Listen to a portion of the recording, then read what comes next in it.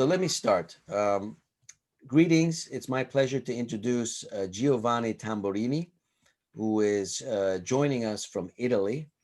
One of the sad aspects of the COVID pandemic has been the inability to teach classes in person, live classes. But one of the benefits, and innovation always tries to look for new things out of difficult circumstances. One of the benefits that we have discovered, not just me, but all over the world, is the ability to bring people from all over the world to contribute and basically make global mini lectures. And it's a really special privilege because Giovanni met with my students last semester and it was very well regarded. It's a real pleasure to introduce Giovanni Tamburrini, who actually was a former Solbridge professor. He can tell you a little bit about what he taught in his introduction, but he has a special feeling for Solbridge and its students. And I told him that our class here is very good. So I'm looking forward to both his presentation and his discussion. Now, as I told you before, Giovanni, I mentioned obviously the lecture to them before. Many of you may not be in the restaurant business, and many of you may associate innovation with gadgets or AI or something like that. But innovation can happen in many ways. And Giovanni has opened one of the leading Italian restaurants in Korea called Brera. Obviously, he'll tell you more about it, which I've been to many times, and it is outstanding, and enjoyed that. And he hasn't just opened a restaurant, which some of you who are not obviously in that business may think, where's the innovation? You just open the restaurant and cook food. But he has done some incredible innovation that has contributed to its success. And as an example of out of the box thinking for many of you who may not be in the restaurant business, to understand how he has innovated, has come ideas, new ideas, and implemented those ideas, I think is an incredibly valuable lesson. It will help you think outside the box, help you see innovation in a new context, and maybe apply those to other areas. And perhaps you do want to also make a great restaurant and so forth. I wouldn't recommend opening an Italian restaurant because Giovanni is very innovative and he'll probably beat you very quickly. So think about another area. I'm joking. But anyway, without further ado, we have until about 10:30, 10:45 Korean time. Please let me pass it over to Giovanni. Welcome. Good morning. I think for you guys, it's morning here is 1:40 a.m., 1:37 a.m. So good Yeah, I should night have for said that. me and good morning for you guys. As Ogan said, Dr. Ogan said, I have been teaching at Solbridge from 2011 to 2014. So, and this is my second Zoom class. So I'm very happy to join again Solbridge, a school for which I have special feeling. I was very young when I was there. I've been teaching there when I was 28, so from 29 to 32. I have a legal background actually. I don't have a business background, so I was mostly teaching comparative law, trade law, business ethics. But sometimes I was also assigned other courses. One of these courses was a 2 credits course, and the name was case analysis, where students had to make a presentation of a business idea and a new business idea. And most of the students, like 60 or 70, I remember perfectly that all the time that I've taught this course, most of the students, as I was saying, maybe 70% of the students, as a business idea, they were presenting a restaurant. So Dr. Ogan said, maybe none of you is in the restaurant business, but I can tell you that many of Solbridge students back then were really flattered by this business. So I think some of you guys might find this class very interesting. And also I remember that some Chinese students and some Uzbek students, maybe they were master students if I'm not wrong, they opened small restaurants while they were students at Uzon University or Solbridge University near the Uzon campus. So I think you guys, many of you guys will be very familiar with this particular business, with the food business. Myself, I don't, as I said, I used to have an academic background. I don't have a culinary background, and I was back in those days, I was cooking just with friends. I had a passion for food. That's it. So when I opened my first restaurant in Seoul, which was March 2000, my first and my only restaurant, actually, I don't have any other restaurants. I was it was my first experience. So this is innovation class, and before opening, so I will underscore, I will highlight what I think I've been innovating with my restaurant. And because I knew very well that it's a very risky business. If you Google information like failure risk for restaurants, you will be very disappointed, because you will be very scared, because it says that within 1 year, 90% of the restaurants go bankruptcy, they fail. So it takes a lot of courage to open a restaurant these days. And if you decide to open a restaurant, you have to be very careful, and you must have a very clear idea and concept in your mind. You don't just show up to the food service industry and open a random restaurant, because that, unless you are very lucky, and you might be lucky, but if you behave this way, as many people do, they don't know what to do in their life, and they say, okay, let's open a restaurant. The restaurant is not gonna perform good. So I decided to open an Italian restaurant.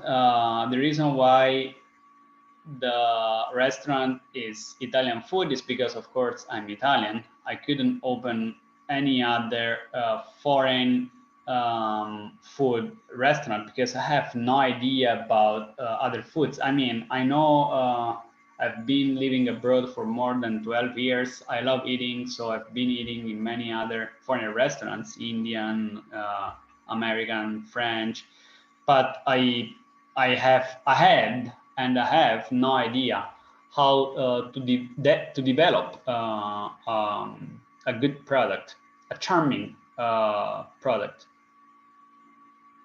Okay, I'm reading the chat. Okay. So, again, I cannot see you. Is it normal, right? I can't see Ogan anymore. Okay. You guys are hearing me? Yes. Yeah, okay. Yes, sure. Yes, We are Okay, listening. okay. So I decided to open the restaurant, and I decided to open the restaurant in Seoul. My first experience in Korea, like you guys, was in Daejeon. I remember that when I was living in Daejeon, there were a couple of Italian restaurants. Maybe, well, there were not many. There were several Italian restaurants, but of course they were all Koreanized. So the first question that I asked myself was whether it was more convenient to open an Italian restaurant in Dijon, or if it was better Seoul. In Dijon, I would be the first mover because there were no authentic Italian restaurants, while in Seoul, the competition was a little stronger. So in Dijon, I would be the only one in a city of 1,200,000 people. In Seoul, I would join a market of maybe 10, 20 other authentic Italian restaurants. So I would have shared the market with this, with additional 20 Italian restaurants already operating in the city.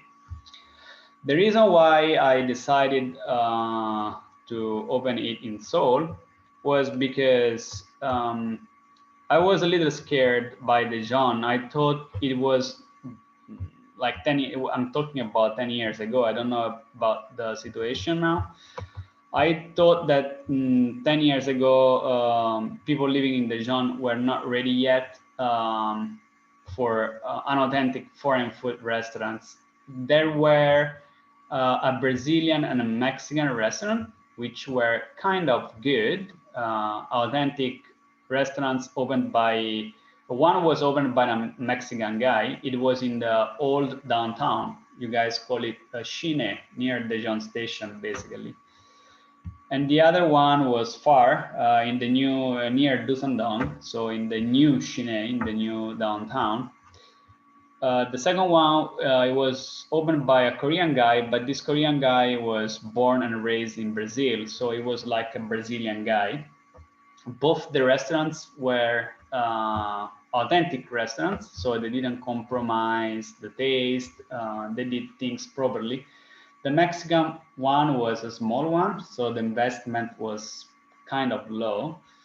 But the Brazilian one was huge. It was like top floor, the two top floor of building. So the guy really put a lot of money there. And unfortunately, both the restaurants failed, even though they were very good, even though the guys tried their best to do a lot of marketing. They target a lot Solbridge professors, because Solbridge professors were foreigners. So when you open a foreign restaurant in a foreign country, the first customers you wanna have, you wanna target are the foreigners living in that city. So despite their efforts, and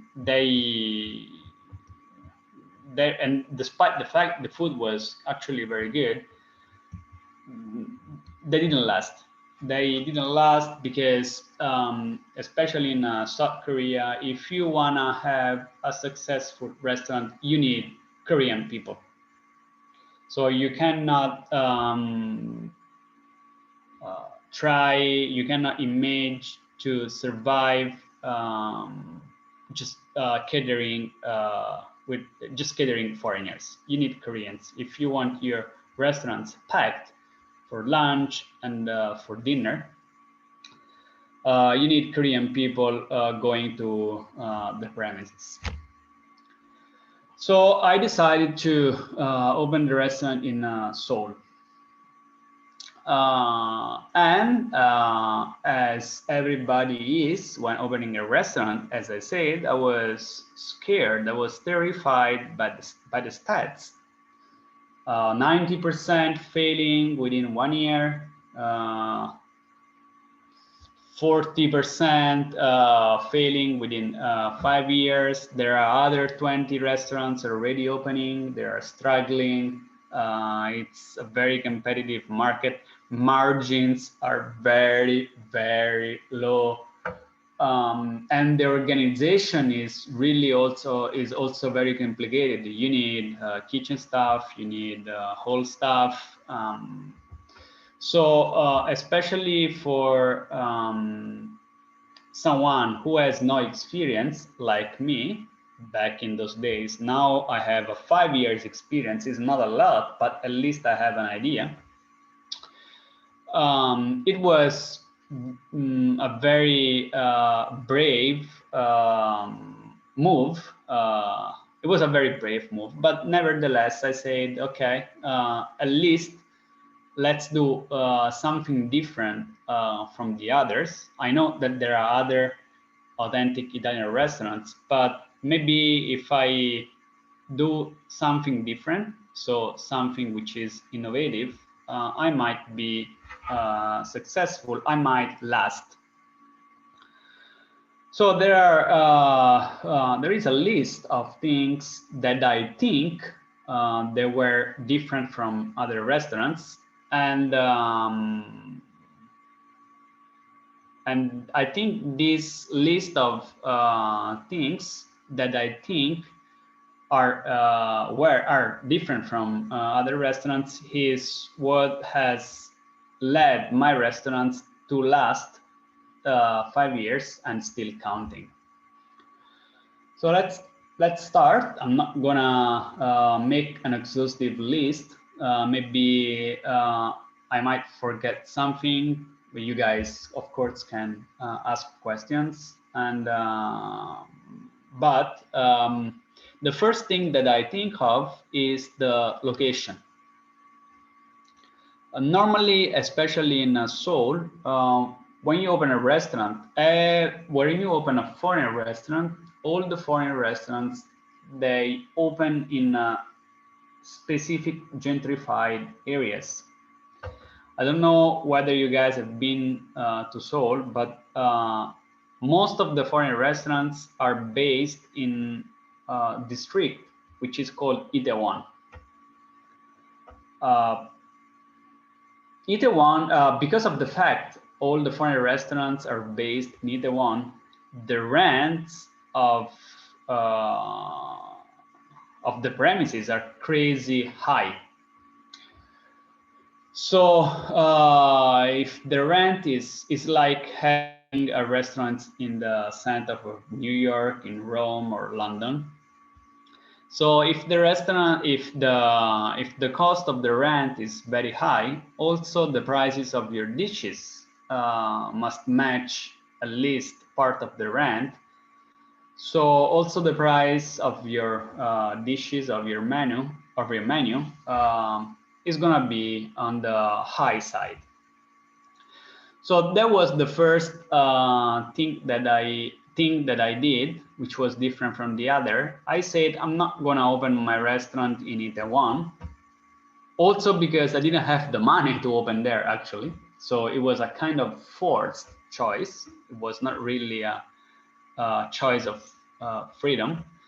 So I opened my restaurant two stops away from Itaewon. So it is not a gentrified neighborhood. There are no restaurants around whatsoever. I'm not talking about foreign restaurants. There are no restaurants at all. Maybe there are some small coffee shop, some small like chicken place, but the neighborhood is huge. You don't have any kind of foot traffic. So it's like near one of these very common in Korea building communities. So I'm basically, my restaurant is alone there. You don't have foot traffic. It means there are no people walking in the street that might decide while walking to walk in and have a meal at your restaurant. So the reason why you pay a lot of money in gentrified places is because you have a lot of foot traffic and people decide to eat at your restaurant randomly. Whoever eats at my restaurants, he or she goes there because he has already decided to eat at my restaurants. They go there directly. So I could be, first of all, competitive price-wise. For you to have an idea, if you want to rent the same size premises in that I have now with my restaurants, in either one area, you would pay probably $20,000 per month. My restaurant is paying 5, so is basically 20%, maybe 25, 10, 20 or 25. So I pay $15,000 less than any other authentic foreign food restaurant, which is in either one. It's a lot of money if you think about it. It's almost $130,000 per year. Well, it's not huge money. You wouldn't be the wealthiest people on the planet like the big companies you normally study, but it's money. So I could be very competitive with the prices. Normally, as you have studied, or if you are for sure you're going to study, you will see that basically in a company can be competitive under two aspects. One is the price, and the other is the product. So product differentiations or service differentiation, it depends on what kind of business is, what kind of business the company provides. You can be a service company or you can be a product company. A restaurant is a product company. We sell food. So I had to be innovative also product-wise. So the price, okay, I can practice lower price because my rent, my fixed costs are lower than the others. But now I have decided how to be different with the product. Of course, my competitors, they make Italian food too. So I will make Italian food, but this food must be different from the others. I realized that those days, so I'm talking in about 2011, most of the authentic Italian restaurants, they were like offering upscale, they were reflecting mostly an upscale concept for Italian food. What I mean is that Italian food back in those days was perceived as an upscale experience. So you had the waiter with the tie and with the white shirt serving you. The atmosphere was very quiet with candles. The prices were very high. But if you come to Italy, I don't know whether you guys have been to Italy. Very few restaurants are like that. Most of the restaurants here in Italy are really much more. They really have a much more casual atmosphere. So when I decided to open, I said my restaurant is gonna be just like those that we have here in Italy. So I did, ironically, I did something innovative, which is innovative in Korea, but that is very standard here in Italy. And of course, I was lucky enough to get the word after the restaurant was established and after we began serving people. The words of mouth was very fast.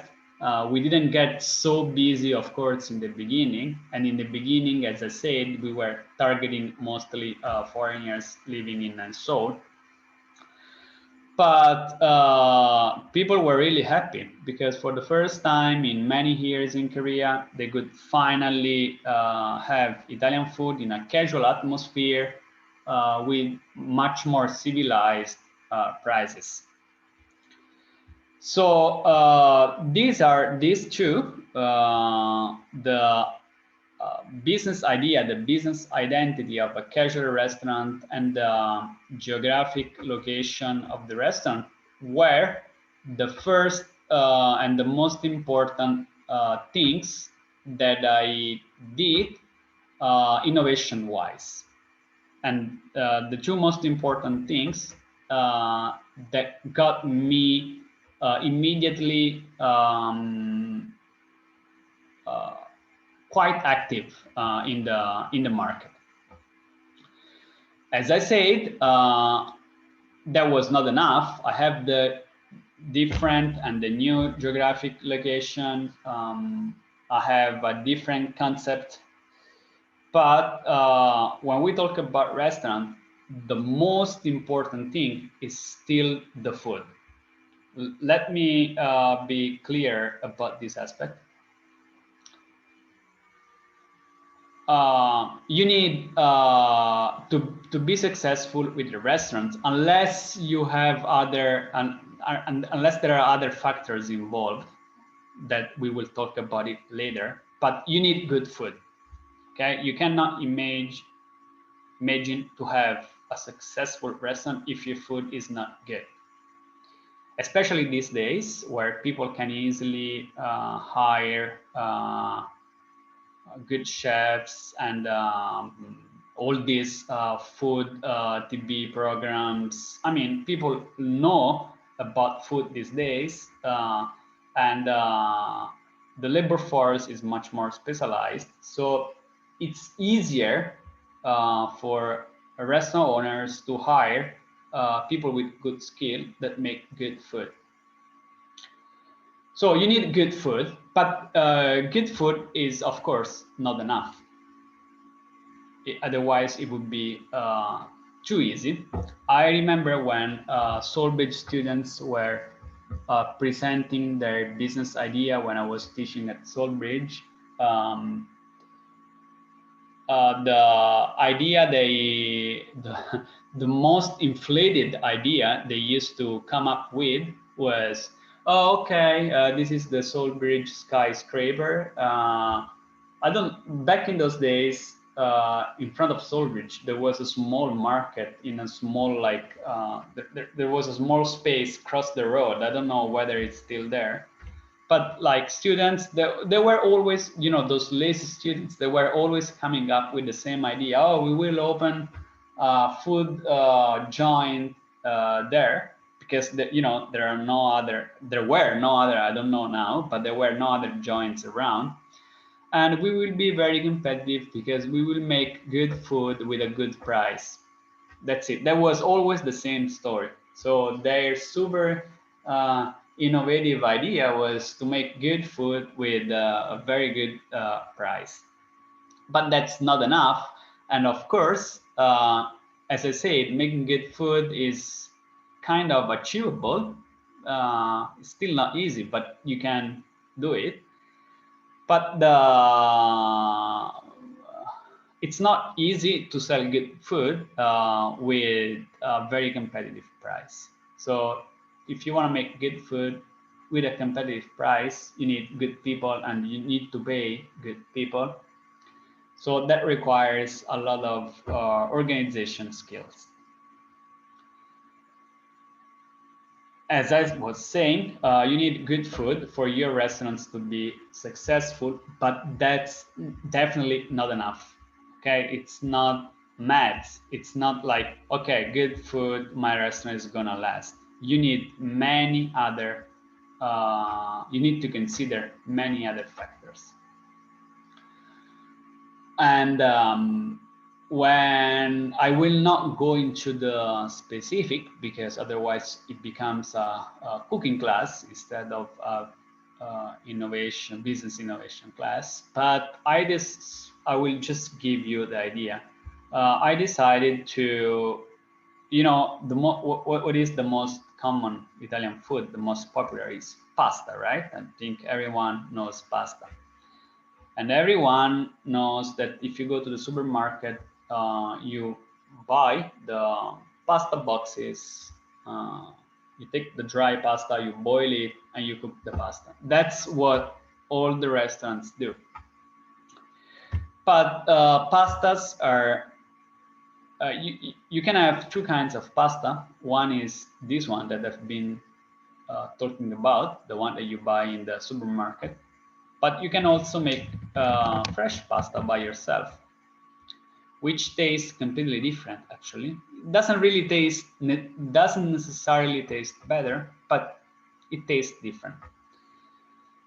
So when I opened my restaurant, I decided, instead of sourcing my pasta from importers as everybody else did, I decided to make our own pastas. So if you come to my restaurant in Italy, you will see the big imported pasta machine, always working and making fresh pasta. So that was a very good idea, because it made my restaurants literally different from the others. Now, this is very important. We are talking about foreign food in a foreign country. So people are not really, you don't have, it's not very easy to find customers that know the difference between Italian fresh pasta and Italian boxed industrially produced pastas. So you have to find a way to educate people, to teach them about this difference. Otherwise, the efforts to home make the pastas are useless. If for customers they taste the same, that it's useless for you to produce the pastas. Producing that pasta is expensive because, of course, you have the machine making it, but you need at least 2 people near the machine every day producing it. So, like in the beginning, when I opened the restaurant, I could give with the same sauce dry pasta or fresh pasta to customers. I don't think they would realize the difference. So I decided to be innovative with the product, making fresh pastas, but I had to find a way to tell customers, to convince customers, to educate customers that what they were eating was different and maybe better than what they would eat anywhere else. So we had a lot of special education trainings for customers. We had a lot of events at my restaurants showing the machines. We had Korean students from culinary schools visiting the restaurants. You know, I was personally going to schools, elementary school, middle schools, to invite classes to visit the restaurants, so the kids could see the process of home making the pastas. We were organizing Italian cooking classes. So eventually, and we were we are using a lot of social media platforms to inform and to spam, almost to spam people about the fact we were using fresh pastas. And I remember that a couple of times after 2 years, so in the last 2 years, our pasta machine broke 2 times.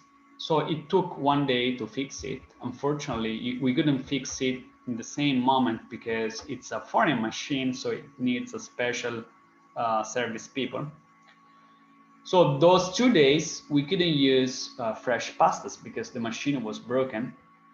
So of course, we warned customers with our social medias, hey, our pasta machine is broken. So today we have to serve industrially produced pasta.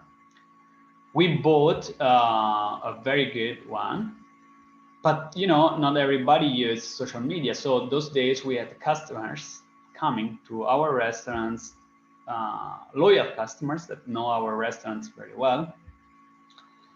And when we served them pastas, they immediately realized that the pasta was not freshly made. Or some of them, they were warned in advance before the server took the order. But anyway, we could feel that they were not happy, that they were kind of disappointed. On one side, we were very sad too, because we had done our best to warn them through social media. So we were very sad that these people visited our restaurants with the expectation to eat fresh pastas, and they were served industrially boxed pastas. But at the same time, we were very happy because we could finally realize that we successfully educated people about our product. So the innovation with the product, if I have to sum up, I can say that, yeah, the product was innovative. It was a different product. But what was innovative was also the fact that we arranged a way to educate the customers to know that kind of product. One more thing that I think was very crucial for the success of the restaurant was the operating hours. Most of the restaurants, most of the foreign restaurants in Korea, they have a break time from 3 to 6. In my restaurants, we don't take any break time. You can come anytime from 1 to 10 p.m. and you can have a meal. And believe me, from 3 p.m. to 6 p.m., I wouldn't say we have many people showing up, but you have those 5 tables at 3, 5 tables at 4, 5 tables at 5, it's 15 tables. It might mean 60 people. 60 people spending maybe, let's say, a very quick lunch, 30,000 each. So it means almost 200,000 won per day, which means 6 million a month, which means 60 million, almost 70 million won, $70,000 a year. So it's a lot of good money. You can pay your staff, you can pay the rent. But what is innovative is the fact that customers, they don't have to bother to check what time the restaurant is open, or the last order is 2:30, but we have to leave by 3 p.m. I've seen many times Dr. Ogan, your Professor Ogan, he comes, whenever he feels like, whenever he's hungry at 3:30 p.m., he just comes. He doesn't need to call the restaurants and ask, hey, are you guys open? Are you guys taking break time? If I come 2:30, should I leave by 3 p.m. because the restaurant is closing? So by operating 12 hours in a row gave us a lot of advantage, especially on the weekends. On Saturday and Sundays, you really have good business between 3 and 6 p.m. I can, sorry to interrupt, Giovanni. I can attest to that as being a real competitive advantage. In Korea, many restaurants have this break time, which is on one level not a problem, but all the break times are different from restaurant to restaurant. So how do you memorize that? So you never really remember. And we've had many situations where we show up and obviously it's closed. It's very frustrating. And I think that's a big competitive advantage, a very simple innovation to keep it open consistently at Brera. Also, I've noticed that many, other than the break time, many restaurants, they have vacation times, and I don't know, I've noticed that for some reasons, sometimes they are closed, sometimes they run out of menu items. I've decided when I open my restaurants that we will never close, and you can imagine that we have never closed one single day, one single hour since March 2015. I get a lot of the restaurant page gets a lot of messages asking, are you guys open for Chuseok? Are you guys open for Christmas? Even though we keep spamming with the social media every day, we are 365 days open with no break time. You still have people wondering whether because it's really something that people would not expect. And yeah, I've mentioned also this aspect.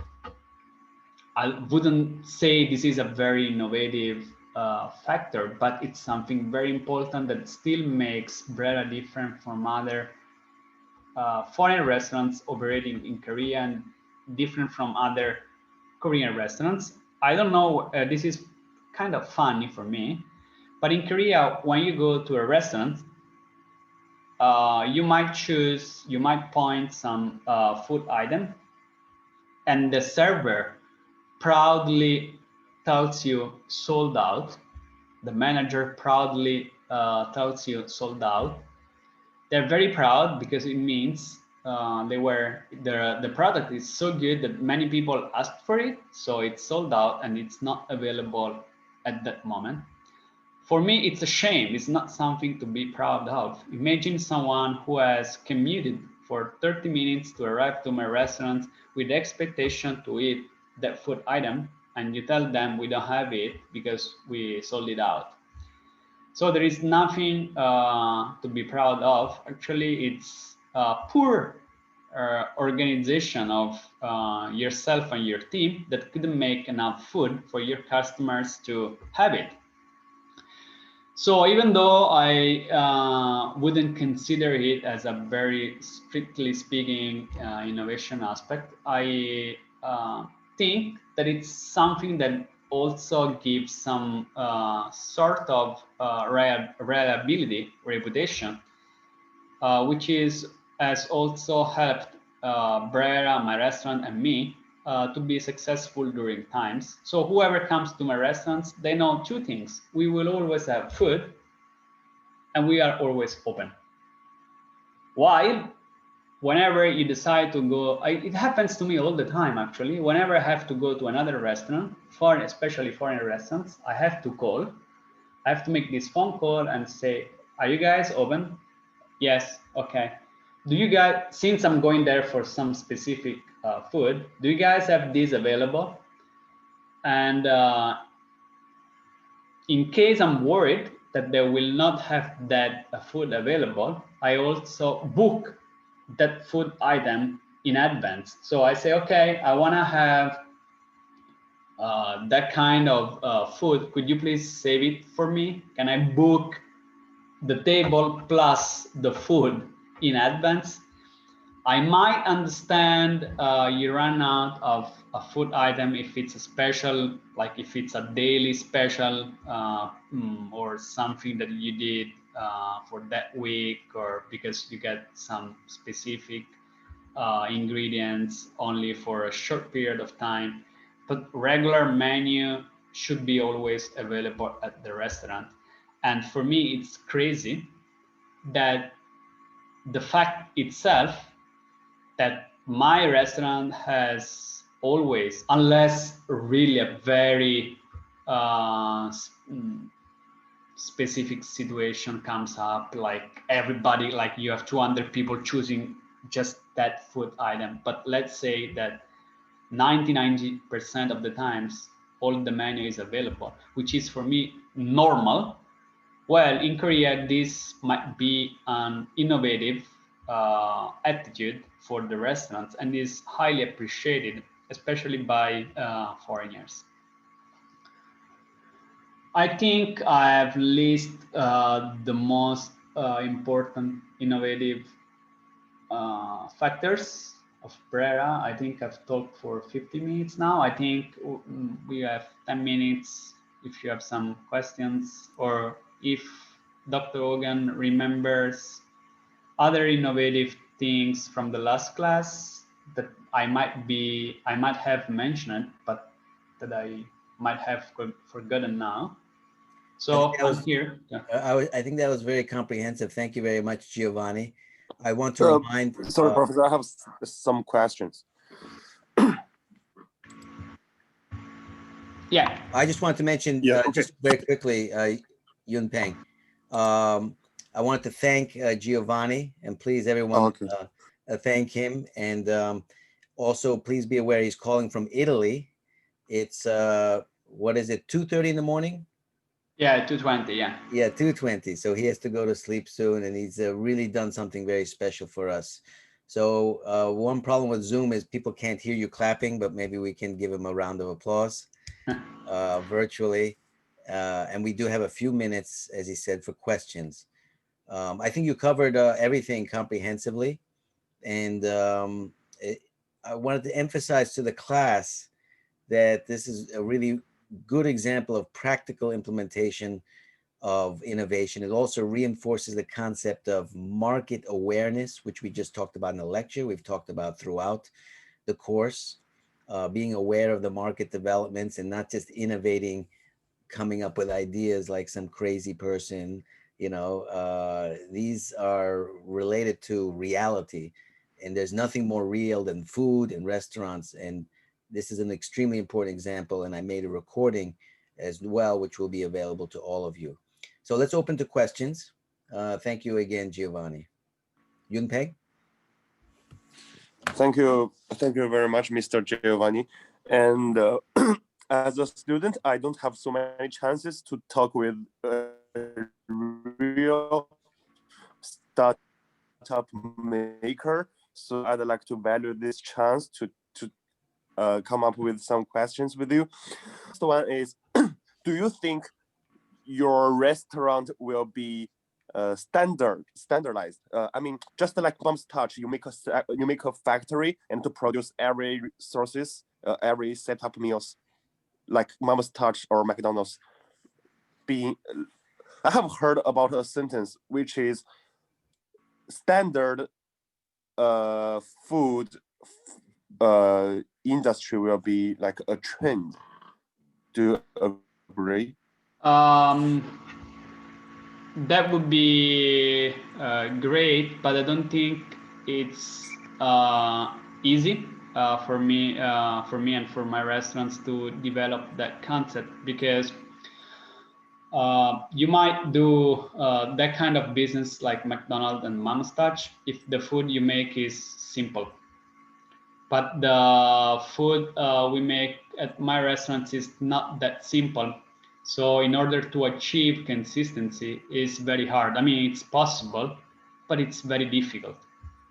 If you notice, all the franchise like Mama's Touch, McDonald's, they're all about simple food, simple concept.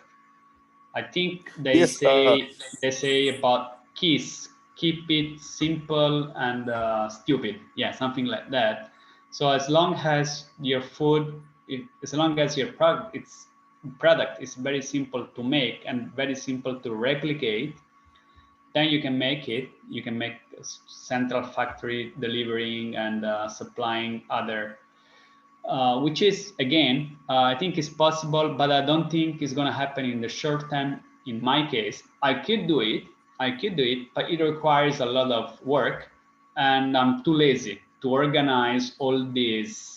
But if someone shows up and say, Giovanni, I want to be a business, how do you say, the developer of a business project for which your restaurants would function as a factory for other restaurants, I would be happy to consider that option and pay someone who does it for me. But me, myself, organizing this kind of business, I think is going to be very complicated. Yes, but it's going to be a little harder and harder for traditional restaurants who are still hiring expensive chefs to compete with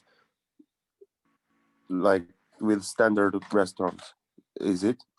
Or no, I don't think I don't think you need. It depends. I mean, the food that I make is quality wise is high, but it's still simple. Okay, it's home style Italian food. We don't do any special.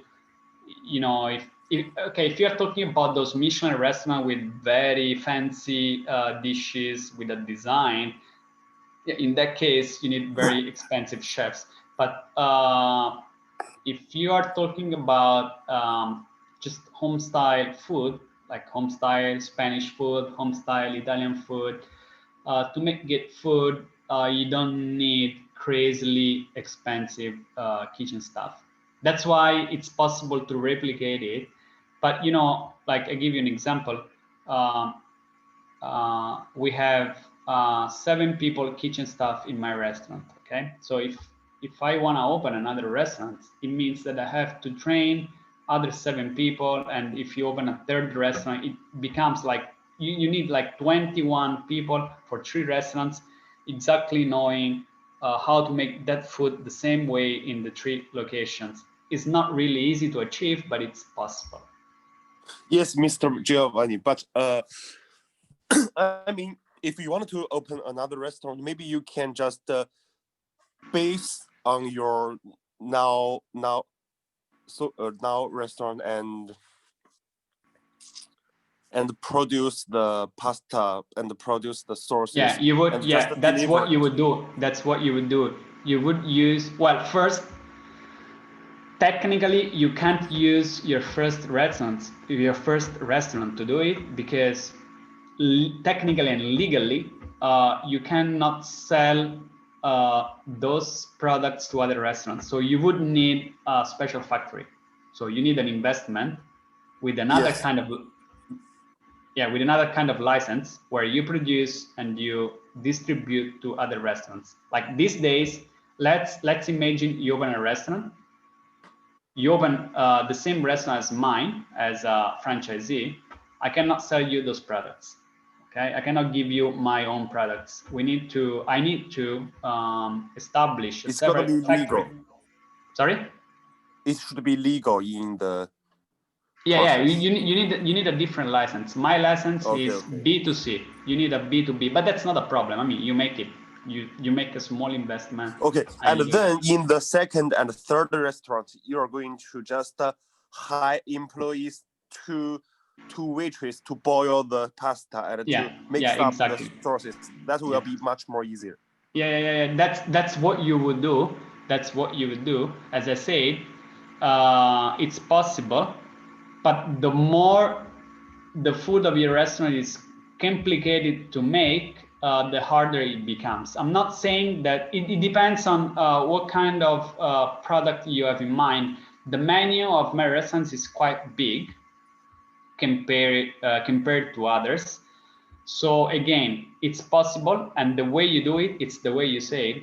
You start a small factory, and then what you just supply all the other restaurants, and you only need kind of cheap labor because they just have to boil. So you don't need many other skilled labor in the other restaurants. But nevertheless, in the short term, I don't think this is gonna happen. But if this happens, it's gonna happen the same way you said. You need to pre-make all the food in your small factory and then distribute it to others, that they will just boil the pasta and mix with the sauce and serve it. But yes, if you do it, sorry to interrupt. Let's also get some other students to ask questions. If you can finish up your answer, Giovanni, and then we'll move to some other students. Yeah, the answer is finished. It's possible, but it's not easy to do it. And also, if you do it, the restaurant becomes much more commercial, I mean, it depends on your identity. Like if you are, if your reputation is to be a good restaurant with a lot of customer care, with a lot of personalized care for your customers, if you end up being a chain, your identity changes a little bit. So you become you become much more anonymous. So it depends on where you want to go. It depends when you establish your business, you always establish your mission, which is what you do, and you also establish your vision, which is what you want to be. Okay, the vision can be a medium-term vision or a long-term vision. In my vision, there is not, in the long term, there is not to become a chain. My short-term vision maximum is to open a second or a third store, that's it, in the whole territory of Korea, but not more than this. Otherwise, it becomes some McDonald's version of Italian food, which is not my original idea. Thanks, Thank you very Giovanni. much. Any other questions from other students? May I ask a question?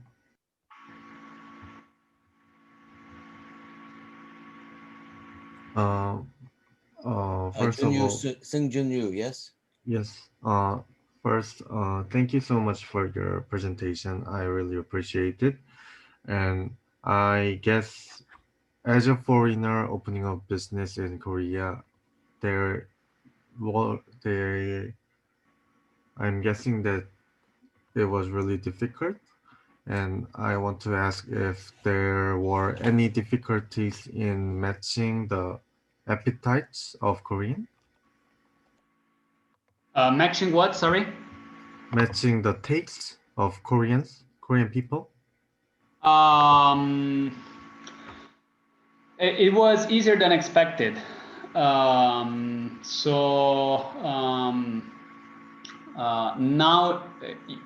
you mean the difficulties about the products, like the taste of Korean people, or you mean the difficulties about establishing a business in Korea, like bureaucratic wise? The like matching the taste of Koreans, because the taste. Okay, no, the taste. Okay. Specifically, I've noticed that Koreans are really sensitive about saltiness of the food. So I think Koreans, they perceive the salt in a different way that we Italians and we Europeans do. But except that, we have not had any difficulty from that perspective. Koreans love Italian food. Koreans, they already knew Italian food. They probably didn't know a lot about home style Italian food, but they know about Italian food. You know, there are a lot of I've been told that only in Seoul there are more than 700 Italian restaurants operating. Of course, there are not 700 authentic Italian restaurants operating. They are kind of fusion restaurants. They have a Korean touch of Italian food, but still Koreans have an idea. And also, this is very important, 90% of Koreans coming to my restaurants are Koreans that have traveled to Italy, Koreans that have an idea about what Italian food is. I don't get random Koreans. I know Koreans coming to my restaurants, they already know what to expect. So it's not hard to, it's very unlikely that they're going to be disappointed because they know the kind of food that they're gonna taste, they're gonna have. So we specifically target foreigners first and then Koreans, but the Koreans that we target, they all speak English. They all been, most of them, let's not say it's all, of course. Most of them, they've been to Italy. Most of them, they speak English, even though they might not speak English or they've not they might not have been to Italy. They have a passion for authentic Italian food. So from that perspective, we have never had any, except the one of the salt. We have never had any problem matching their taste. Oh, thank you so much. I was just asking because most of the Korean Italian restaurants are based on Korean style, and you mentioned that your restaurant was based on Italian home style, so I was just asking. Thank you so much. I'm sure if you take a random middle-aged, if you like walk in Seoul, you take a random middle-aged Korean, maybe who is living in a very traditional Seoul neighborhood, and you take him to my restaurant, I don't think he's gonna like it. Okay, But thank you. Yep. whoever comes to my restaurant, he or she already knows what to expect. That's why we don't have that kind of problem. Well, I think it's very important to note, this is very interesting that you mentioned near the beginning of your presentation, Giovanni, about the educational aspect and the social media. So when you do innovation, it's by definition something different for people and the market, and the educational aspect is extremely important. So I thought that was very interesting about your restaurant. I mean, you don't really see that. I mean, I've seen your social media posts and they are very educational, like, oh, this is the way it is in Italy.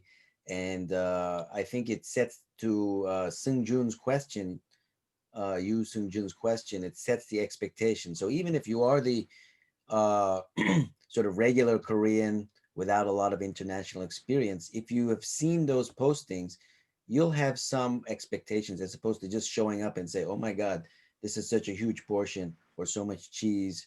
You know, I've never experienced this. It's not good.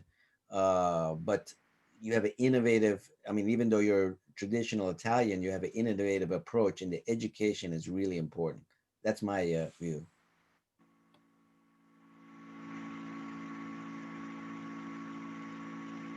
Did you hear me?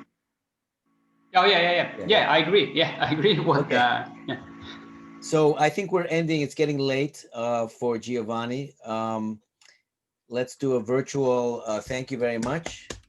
And Thank you. thank you so much, Giovanni. I've been able to record this, as you know, and I will share it with the students and, of course, with you via YouTube link. Thank you very much, and I hope when the pandemic finished, I will visit you guys in Solbridge in Dijon, and have a nice day and good night for me. By the way, I will also share the address of Brera in the chat room for everybody. Yeah, okay. Thank you very much. Thank you. Thank you so much, sir. Thank you Bye, very bye, much. bye, Thank you a lot. bye. Thank Have a you. good night. Bye. Thank you so much. Thank you.